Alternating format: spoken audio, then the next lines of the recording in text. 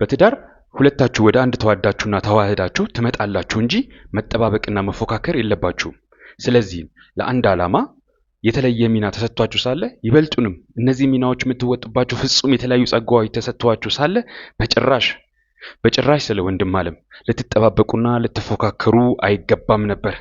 ነገር ግን ዓለም በአጉል ዘመናዊነትና መንፈሳዊነት ሰበብ ትውልዱ ቅድመ ጋብቻ ከምትደልልባቸው ውሸቶች የተነሳ ሳታውቀው ሳይገባህ ሳትረዳውም ልትረዳህ ከተሰጠችህ ልታግዝህ ልትታዘዝህና ልትገዛልህም ካላት ዘንድ ስትፎካከርና ስትጠባበቅ ትኖራለህ። ስለዚህም ትዳራችን ሀገር የሚገነባበት ጥቡ ትውልድ የሚታነጽበት ቤቱ ከመሆን ይልቅ የፉክክር ቤት ሆኖ ፍቺ ተስፋፍቷል። ግን ምን ተንሳስተን ይሆን ወንድም ዓለም? እነግርሃለሁ። ከዛ በፊት ግን ይህ ዮጊ የገላ ሳሙና ነው። ዮጊ የገላ ሳሙና ላለፉት 6 ዓመታት እኔ ሳዘጋጀው ስንታጠብበት ከልጆቼ ጋር ከጓደኞቼ ጋር ከወዳጆቼ ጋር ከቤተሰብ ጋር ስንታጠብበት የነበረ ሳሙና ነው። በጣም ጥሩ ጤናማ የሆነ ረጅም ጊዜ የሚያገለግልህ ሳሙና ነው። በተለይ ላለፉት 6 ዓመታት እኛ ስንጠቀምበት ነበር። ለምግብነት ከሚውሉ ዘይቶች ነው ማዘጋጀው።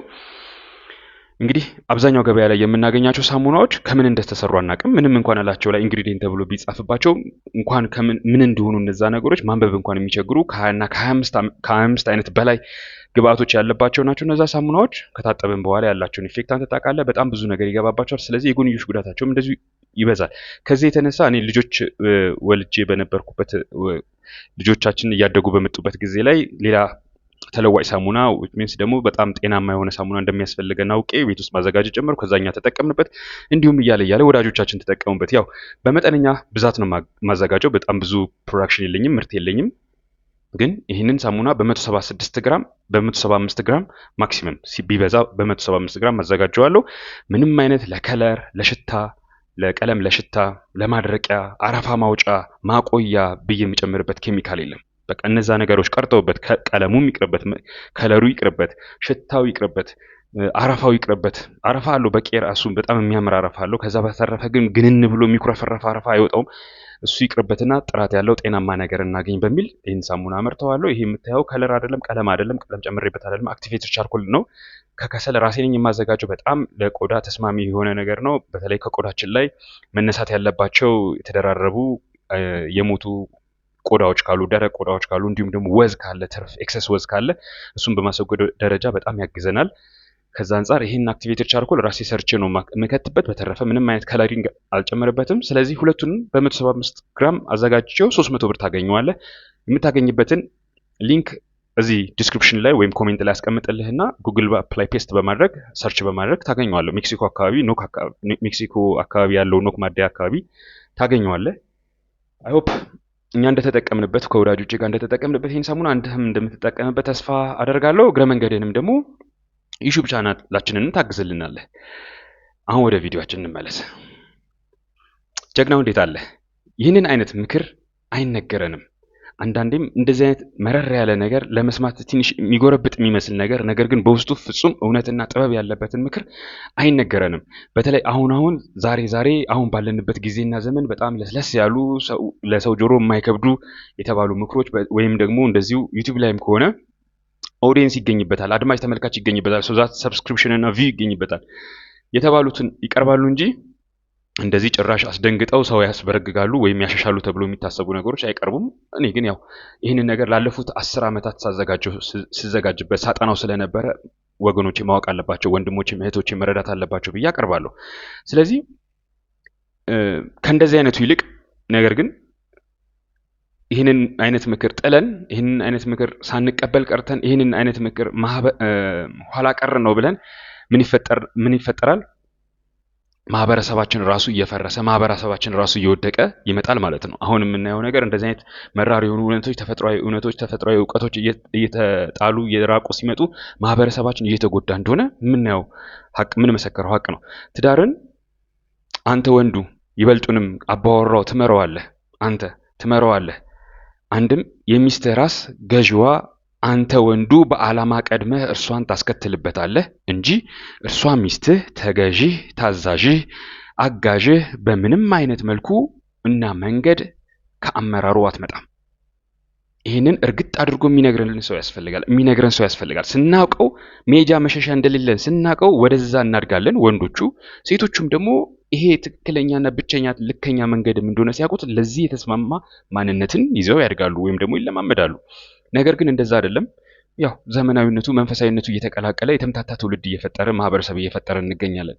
ነገር ግን እርሷን በነጻነት በእኩልነት ሰበብ በአንተ ላይ ማስነሳት የሚፈልግ ጠላት፣ እርሷን በእኩልነት በነጻነት ሰበብ በአንተ ላይ ማስነሳት የሚፈልግ ጠላት፣ አንድም እርሷን በመብትና ነጻነት ሰበብ አሳምጾ የጠባቂያቸውን ያንተን ወኔ ሰልቦ ትውልዱን ለጠላት ለባርነት ማሳደር የሚፈልግ ሆዳደር ምንደኛ፣ አንድም አንተንና መሰል ወንድሞችን ወደ መሪ ራስነት በድፍረት በጥንካሬ በስልጣኔ በጀግንነት በጀብደኝነት እውነት ጽድቅ የምትሰራበትን ግባት ትጥቅ አስታጥቆ መስራት ማውጣት ያልቻለው ይልቁንስ አሰስ አልጫ ሰነፍ ሰበበኛ ስሜታዊ ትውልድ አላዛኝና አዛኝ ትውልድ የሚያመርተው የሚያፈራው ማህበረሰብ እንዲህ እያለ ይነግርሃል፣ በተቃራኒው ይመክርሃል።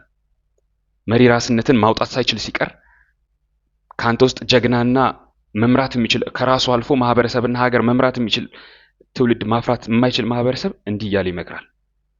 እንዴት?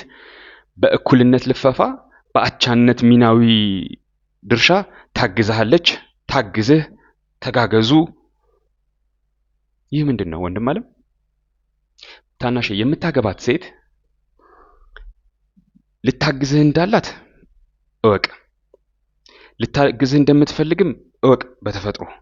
ተፈጥሮ ወይም ደግሞ ልታግዝህ እንደተፈጠረች ተረዳ። ይህንን እሷ እንኳን ባትፈልግ የምትመርጣት ሴት ለሚስትነት የምትመርጣት ሴት ማለት ነው። ልታግዝህ እንደተፈጠረች አስቀድመ እወቅ። ከዛ በኋላ ደግሞ ልታግዝህ ፍላጎት እንዳላት እወቅ። ልታግዝህ ፍላጎት ከሌላት እሷን ሴት ወደ ህይወት ማምጣቱ ምንም ጥቅም የለውም። እድሜ ልክህን ስታለቅስ ትኖራለህ። እድሜ ልክህን ልጆችን ስታሳዝን ስትበድል ትኖራለህ። በአንተ የተሳሳተ ምርጫ ልጆች እድሜ ልካቸውን ሲያዝኑ ሲያለቅሱ ይኖራሉ። እውነቴን እኮ ነው የምልህ። ስንት ወንድሞቻችን ስንቶቻችንን ሚስት መምረጥ ሳናውቅበት ቀርተን አጉል እብሪተኝነት አፍንጫችን ድረስ ሞልቶ አውቃለሁ የሚል እኔንም ጨምሮ ነው። እብሪተኝነት አፍንጫችን ድረስ ሞልቶ አውቃታለሁ፣ አውቃለሁ፣ አትምከሩኝ፣ አትገስጹኝ፣ ልክ ነኝ ብለን ተውት ራሳችንን። እኛ ትልቅ ነን፣ ተውት ራሳችንን። ልጆቻችንን ምን ያክሎቻችንን ልጆቻችንን ለእድሜ ልክ ለቅሶ የዳረግናቸው እናትና አባታቸው በመለያየታቸው ምክንያት በእናትና በአባት ስር ማደግን ሲናፍቁ ግን ያንን የከለከልናቸው ስንቶቻችንን። በሚስታችን ስንፍና ልላችሁ አይደለም፣ በአንተና በእኔ እብሪት፣ አሮጋንስ፣ በአጉል ዘመናዊነትና በተለይ ደግሞ አሁን የመጣ በአጉል መንፈሳዊነት ሰበብ የመጣ አሮጋንስ፣ እብሪት፣ አውቃለሁ ባይነት ስንቶቻችን ልጆቻችንን መከራቸውን እናሳያቸዋለን። ስንቶቻችን ልጆቻችንን አባታቸው በአባትና በእናት እንዲያድጉ እድል ፈንታ ሰጥቷቸው እኛ ግን ነፍገናቸዋል።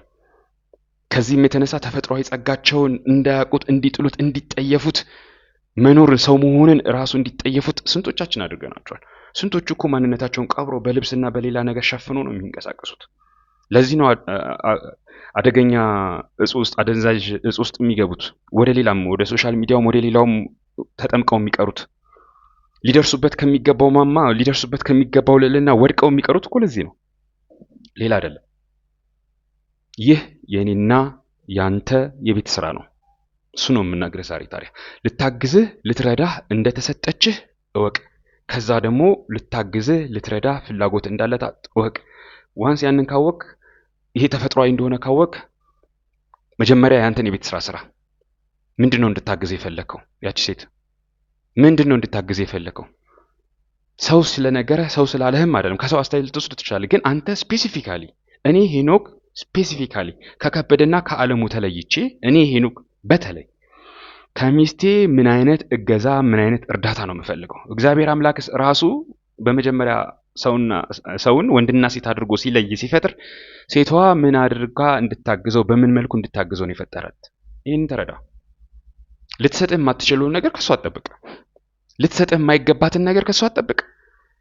ልትሰጥህ የማይገባትን ልትሰጥህ የማትችለውን ነገር ከሷ ጠብቀህ እሱን በመስጠት ደረጃ ልትሰጥህ፣ እሱን በመስጠት ሂደት፣ እሱን በመስጠት መንገድ፣ እሱ ልትሰጥህ በምታደርገው ጉዞ ውጣ ውረድ ልትሰጥህ የሚገባትና ያንተ ተፈጥሮ ክሬቭ የሚያደርገውን የሚፈልገውን ሶዛት ከዛ ከሷ ተፈጥሮ ሊያገኘው የሚገባው የሚችለውን ነገር ስታጣ ፍቅር አለቀ፣ ፍቅር ቀሰቀሰ፣ ደበረኝ እያልክ ትዳርህን እንደ ጫማ ክር በየሄድክበት የምትፈታውና የምታስረው መሆን የለበትም። ከዚህ የተነሳ ትውልድ መበደል የለበትም። ከዚህ የተነሳ ቤተክርስቲያን መበደል የለባትም። ከዚህ የተነሳ ማህበረሰብ መበደል የለበትም። ከዚህ የተነሳ ሀገር መበደል የለበትም። ስለዚህ ይህንን ነገር ወቀው። ይህንን ማንም የነገረኝ የለም። እንደ ታላቅ ወንድም ማወቅ ነበረብኝ። አዎ ማወቅ ነበር። የነገረኝ ሰው አልነበረም፣ የመከረኝ ሰው አልነበረም። ሰበብ ምክንያት አይሆንም። ማወቅ ነበረብኝ፣ ቤትም አድርጌው ማለት ነው። ግን ተሳሳትኩኝ፣ አላወቅኩበትም። አንተ ግን እየነገርኩ ነው፣ እወቅበት። እኔ ማንም የነገረኝ ነገር የለም። አለማወቅ ከተጠያቂነት ወደ ኋላ አያደርግህም፣ ወይም ተጠያቂነትን አያስቀርም። ስለዚህ እወቅበት። የምታውቀው በአንተ ዘንድ መጀመሪያ ሴቷን ጎትተህ ወደ አንተ ህይወት ከማምጣት በፊት ያቺ የምመርጣት ሴት፣ ያቺ ከብዙሃኑ መካከል የምመርጣት ሴት ምንድን ነው እንድታግዘኝ የምፈልገው? ይህንን ለይበት። ከአንተ እኩል ወጥታ ወርዳ ነግዳ ማስተሬቷን ሰርታ ዶክተሬቷን ሰርታ ፒኤችዲዋን ሰርታ አላቅም ስፔሻላይዝ አድርጋ የሆነ ፊልድ ለፊልድ በረሃ ለበረሃ ተንከራታ የተለያየ ሀገር ለስልጠና ዞራ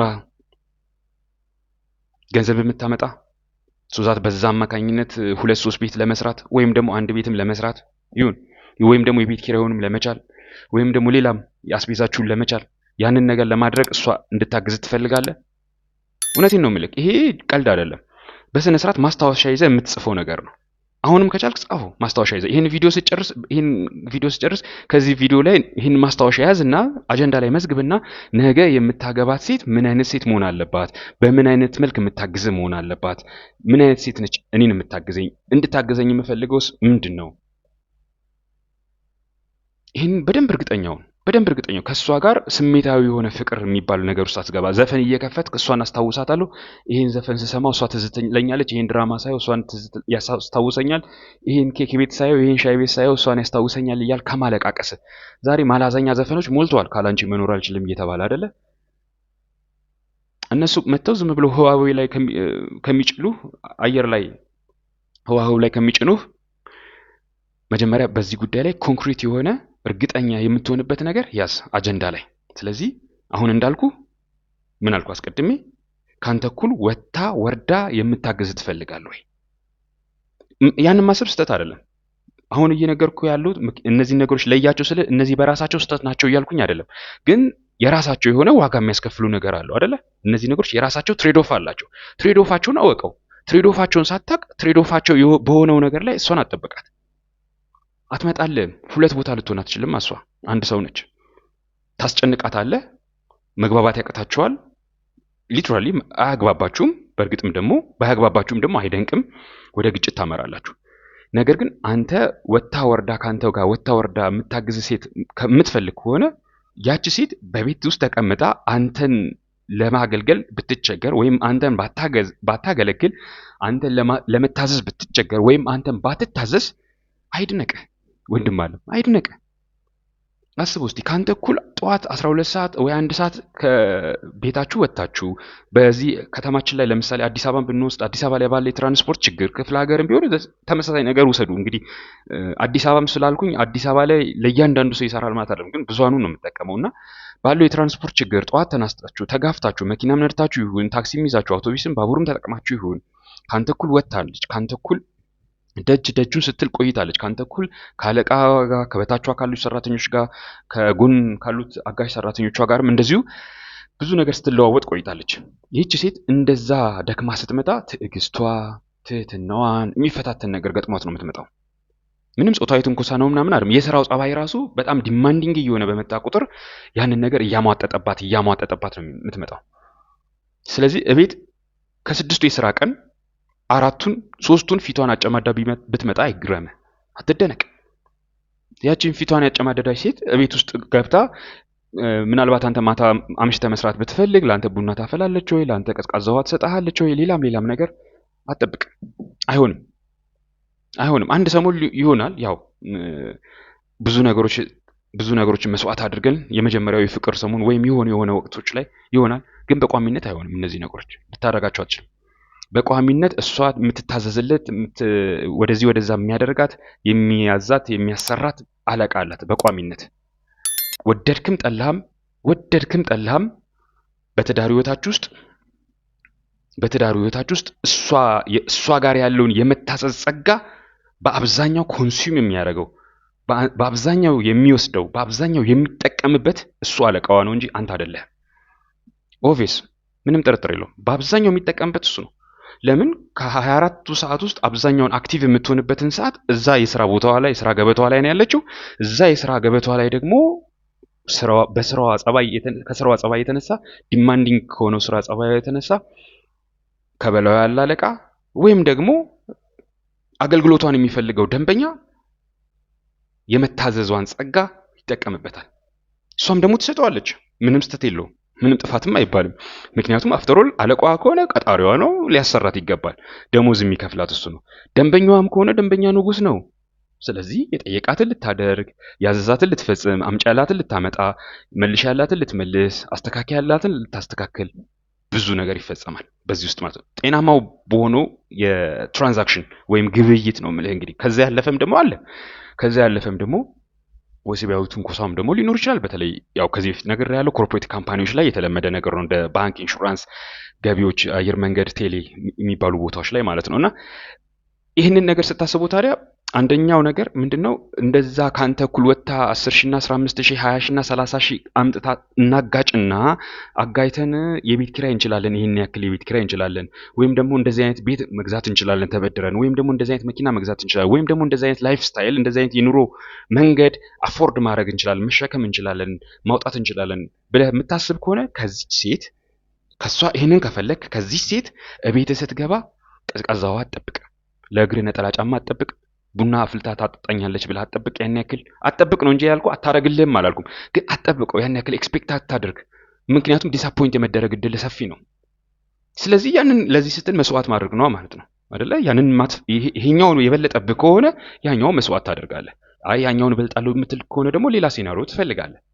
እንግዲህ እቺው ሴት ደግሞ አሁንም እንዳልኩ ወጣ ወርዳ ጠዋት ካንተ እኩል 12 ሰዓት ወጣ ማታ የማታ ተመላሽ ሰራተኛ ጋር እኩል ተጋፍታ በታክሲ መጣ ወይም በአውቶቡስ መጣ ወይ በባቡር መጣ፣ መኪናም እየነዳች ቢሆን ያው ከተማ ውስጥ ያለውን የትራንስፖርት ጉዳይ እናውቀዋለን።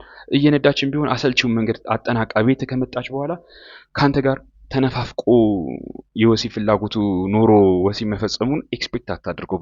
ብዙም ኤክስፔክት አታድርገው። የምናውቀው ነገር ነው። በቃ የምናውቀው ነገር ነው። አንተ እንደዛ የወሲብ ፍላጎቱ ኖሮ አንተ ወሲብ መፈጸሙ ፍላጎት ኖሮ ዲማንዲንግ ስትሆን እፈልጋለሁ የሚል ድርጊቶችና እንቅስቃሴዎችን ስታሳይ እሷ ግን ወደ መሰልቸቱ ነው የምትሄደው። አይሆንም። ተሟጣ ነው የምትመጣው። እዛው አቅሟ ስልችት ብሏት አደክሟት ነው የምትመጣው እና ያን ያክል የመጓጓቱ ነገር የለም። ይሄ እንግዲህ እኔ 10 ዓመት ውስጥ በትዳር በቆየሁበት ጊዜ የታዘብኩት ነገር ነው። የተሳሳተኩት ምንድነው? አሁን እንደምልህ ይሄንን ኤክስፔክት አደርጋለሁ። ወይራስ ግን ከኔ እኩል እዛ አገልጋይነቷ፣ ታዛዥነቷ፣ ተገዥነቷ ተሟጦ እንደምትመጣ ሰልችቷት እንደምትመጣ አላስተዋልኩት። መጀመሪያ ያው መካሪና ማካሪ ጋር ብትሄድ ምን ይሄንን ነው የሚነግሩ ነገር ነው። ቻለው፣ ታገስ። ያው እንዳንተው እኮ ደክማ ነው የምትመጣው፣ እንዳንተው እኮ ሰርቷ ነው የምትመጣው እና እንደፈለክ እንደዚህ ልትጓተት ምናምን እንደዚህ አድርግልኝ እንደዛ አድርግልኝ ልትላት አትችልም። ይሄን ልትረዳት ይገባል። ያው ስትረዳት ማለት በቃ አርፈ ተቀመጥ ማለት ነው። እነዚህ ነገሮች አትጠብቅ ማለት ነው ከሷ አይደለ? which is completely wrong ማለት ነው። ግን እኔ የምነግርህ ምንድነው አስቀድመህ ይሄንን ማወቅ አለብህ። ከገባ በኋላ ይሄን አርፈ ተቀመጥ የሚባል ነገር አይሰራም።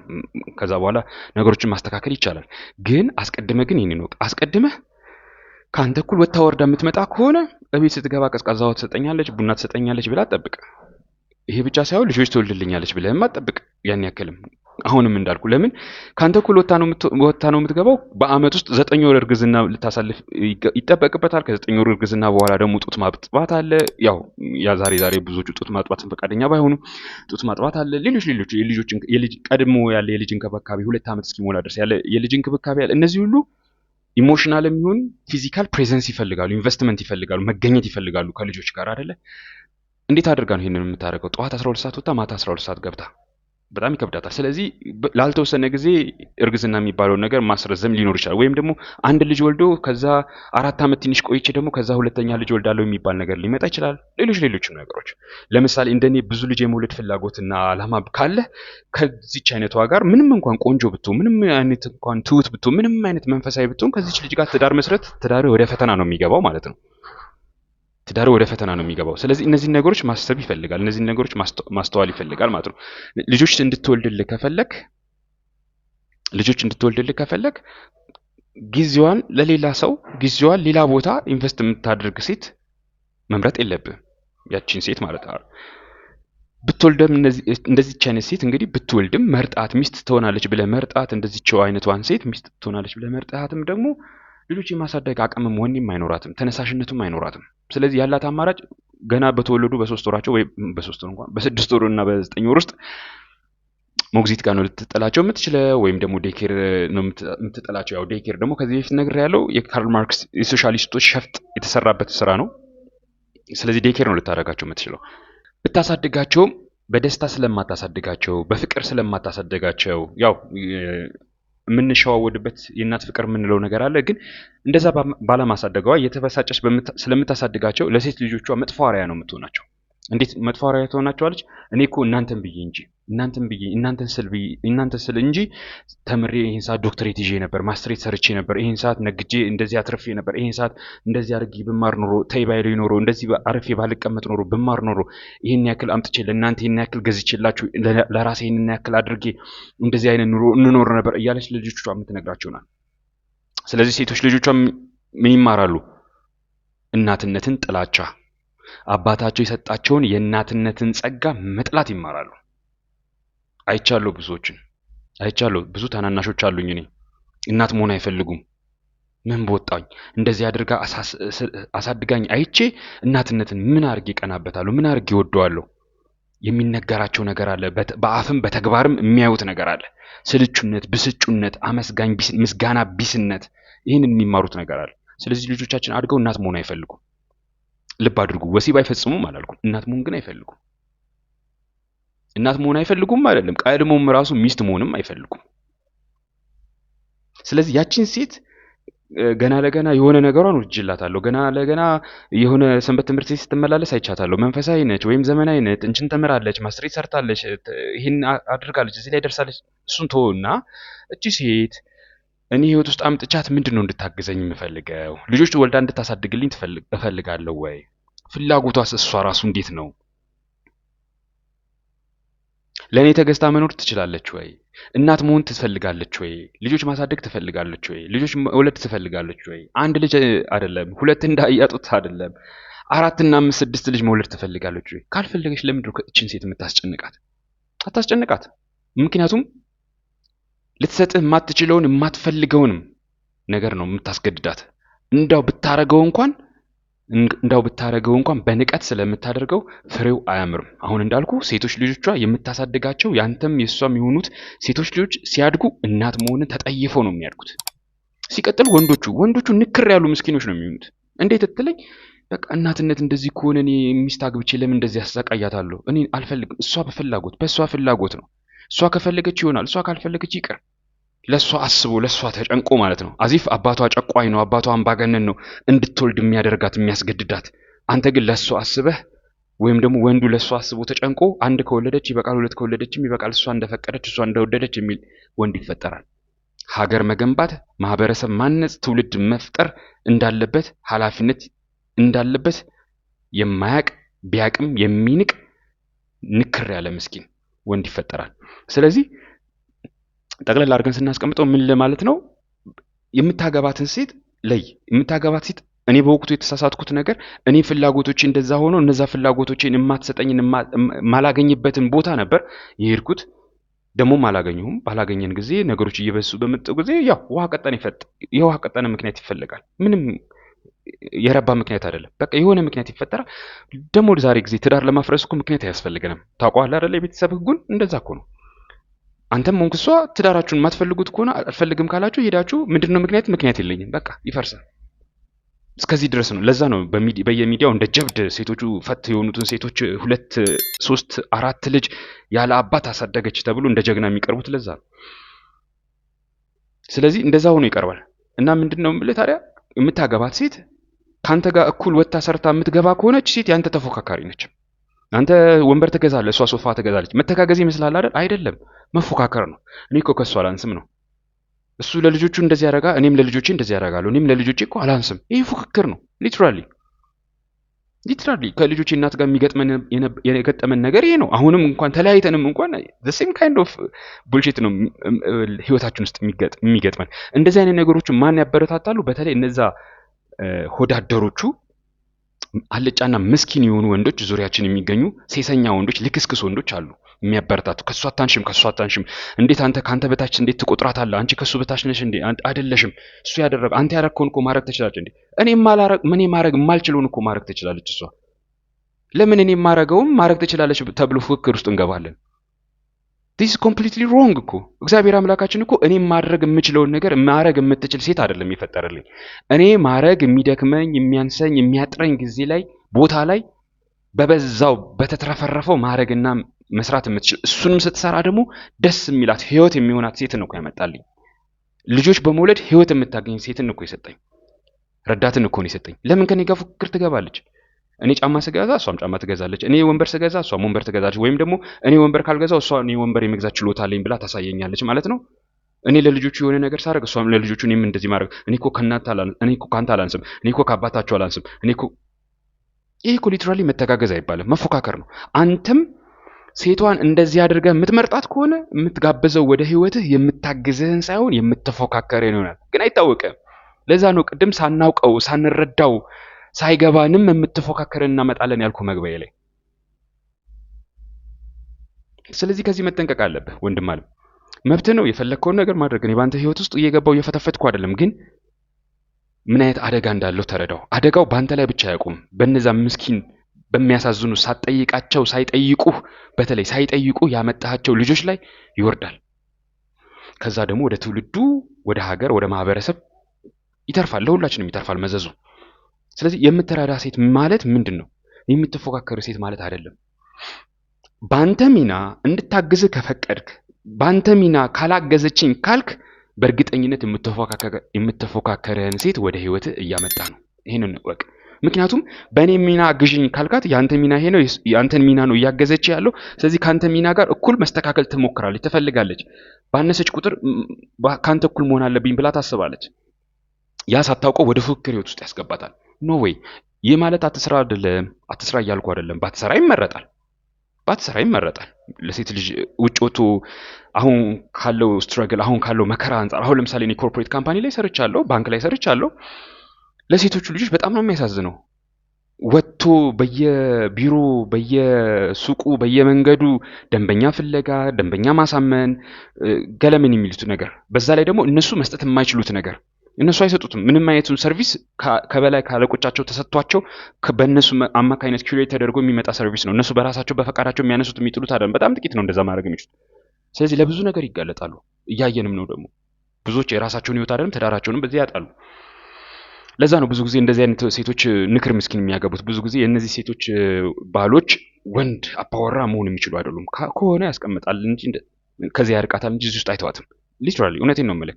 ምክንያቱም ለብዙ ነገር ነው የሚያጋለጣት። ስለዚህ እነዚህ ሴቶች የሄዱበትን የዋሉበትን ያደረጉትን የሆኑትን እየሆኑ ያሉትን የጸባይ ለውጡን ሁሉ ለበጎ ነው፣ ትዳር መስቀል ነው፣ ትዳር መከራ ነው እያለ የሚቀበል ንክር ምስኪን በብዛት ያገባሉ።